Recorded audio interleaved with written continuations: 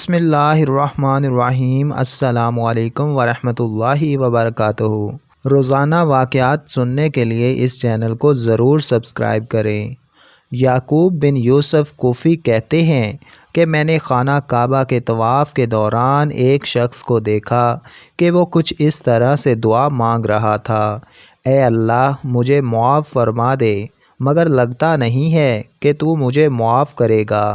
اس کی یہ دعا مجھے بڑی عجیب لگی، چنانچہ اس کے قریب جا کر میں نے کہا: اللہ کے گھر میں کھڑے ہو کر اللہ کی بخشش اور معافی سے نا امید ہوتے ہو، یہ تو بہت ہی تعجب کی بات ہے۔ کہنے لگا: میں ایک بہت بڑے گناہ کا مرتکب ہوا ہوں، اس لیے مجھے اپنی معافی کی قطعاً امید نہیں ہے۔ میں نے اس سے پوچھا: ذرا مجھے بھی بتاؤ۔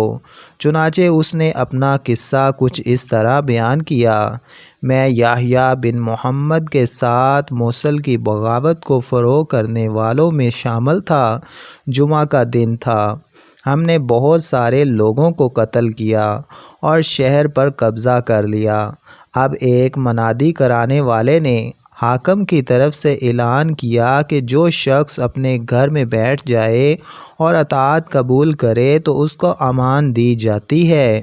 اس کے گھر اور اس میں جو کچھ بھی ہے اس کی حفاظت کی ذمہ داری لی جاتی ہے، لہٰذا کوئی شخص اپنے گھر سے نہ نکلے۔ بے شمار لوگ اپنے اپنے گھروں میں دبک کر بیٹھ گئے۔ میں اس وقت نوجوان تھا، اقتدار اور قوت کا نشہ چھایا ہوا تھا۔ میں نے ایک گھر کا انتخاب کیا اور تلوار لہراتا ہوا اس میں جا گھسا۔ اس گھر میں میاں بیوی اور ان کے 2 بیٹے تھے۔ خاوند سامنے آیا اور اس نے مجھ سے سوال و جواب کرنے چاہے تو میں نے دفعتاً اسے قتل کر دیا۔ اس کی بیوی چیخنے اور چلانے لگی اور مجھ سے امن کی طالب ہوئی۔ میں نے کہا: گھر میں جو کچھ نقدی اور سونا چاندی ہے میرے حوالے کر دو، میں تمہیں کچھ نہیں کہوں گا۔ یہ گھرانہ مجھے خاصا امیر کبیر نظر آتا تھا، مجھے یہاں سے خاصی دولت ہاتھ لگنے کی امید تھی۔ وہ عورت اندر گئی اور 7 دینار لے کر آ گئی۔ میں نے اس سے کہا: یہ بہت تھوڑے ہیں، اور لے کر آؤ۔ عورت نے کہا: گھر میں اس کے علاوہ کچھ نہیں جو میں تمہیں دوں۔ میں نے تلوار اس کی آنکھوں کے سامنے لہرائی اور کہا: بدبخت، فوراً اندر سے مزید مال لے کر آؤ، ورنہ میں تمہارے ایک بیٹے کو اس کے باپ کے پاس پہنچا دوں گا۔ عورت نے ہاتھ جوڑ دیے اور لگی قسمیں کھانے کہ گھر میں صرف یہی کچھ ہے۔ میں نے اس کا اعتبار نہ کیا۔ اس دوران اس کا بیٹا آگے بڑھا تو میں نے اس پر تلوار کا وار کیا اور اسے بھی قتل کر دیا۔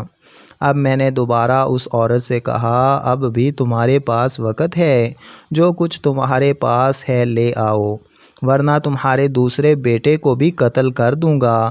جب اس عورت نے میری جفا کو دیکھا تو کہنے لگی: مجھ پر رحم کھاؤ، میرے پاس اپنے خاوند کا عطا کردہ ایک عطیہ ہے، وہ میں لے کر آتی ہوں۔ چنانچہ وہ اندر گئی اور تھوڑی دیر کے بعد سونے کی ایک زرہ لے کر آ گئی۔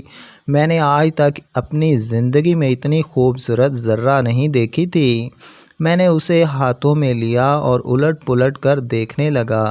اس زرہ پر سونے کے پانی سے یہ لکھا ہوا تھا: جب امیر اور اس کا حاشیہ بردار ظلم و ستم کرنے پر اتر آئیں اور دنیا کے قاضی اپنے فیصلوں میں زیادتی کرنے لگیں تو پھر اس دنیا کے قاضی کے لیے آسمانوں کے حاکم اور قاضی کی طرف سے ہلاکت ہے۔